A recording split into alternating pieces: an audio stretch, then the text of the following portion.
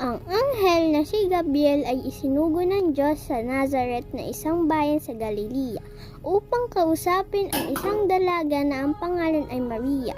Siya ay nakatakda ng ikasal kay Jose, isang lalaking buhat sa angkan ni David. Lumapit ang anghel sa dalaga at binati ito. Magalak ka! Ikaw ay lubos na kinalulugdan ng Diyos. Sumasa iyo ang Panginoon. Naguluhan si Maria sa sinabi ng anghel at inisip niyang mabuti kung ano ang kahulugan ng ganong pagbati. Sinabi sa kanya ng anghel, Huwag kang matakot, Maria, sapagkat maging kalugod-lugod ka sa Diyos.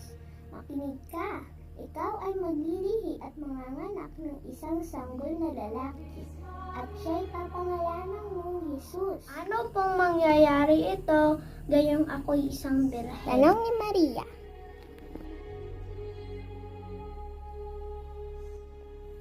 Sumagot ang anghel, Sa iyo ang Espiritu Santo at mapapasailalim ka sa kapangyarihan ng kataas-taasang Diyos. Dahil dito, ang isisilang mo'y banal at tatawagin anak ng Diyos. Sumagot si Maria, Ako'y alipin ng Panginoon, mangyari nawa sa akin ang iyong sinabi. Pagkatapos, umalis na ang anghel. At sinabi ni Maria, Ang puso ko'y nagpupuri sa Panginoon. Nagagalak ang aking espiritu sa aking tagapagligtas. Sapagkat nilingap niya akong kanyang abang alipin.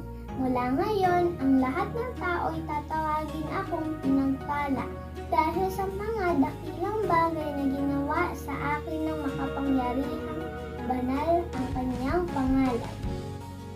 Ang kanyang kahabagan ay para sa lahat ng salinlahing may takot sa kanya. Ipinakita niya ang lakas ng kanyang mga bisig. Nilito niya ang may palalong isip. Tinanggal niya sa kanilang luklukan ang may kapangyarihan at itinaas ang nasa abang kalagayan. Inasagana niya sa mabubuting bagay ang mga kapuspalad at pinaalis ng walang-dalang anuman ang mga mayayaman. Tinulungan niya ang Israel na kanyang lingkod at hindi na kinalimutang kahabagan ito tulad ng kanyang pinangako sa ating mga ninuno.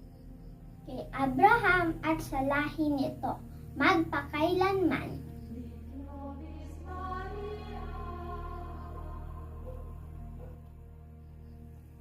Kagaya ni Maria, isasabuhay ko ang pagiging mabait na bata sa aming bahay at paaralan.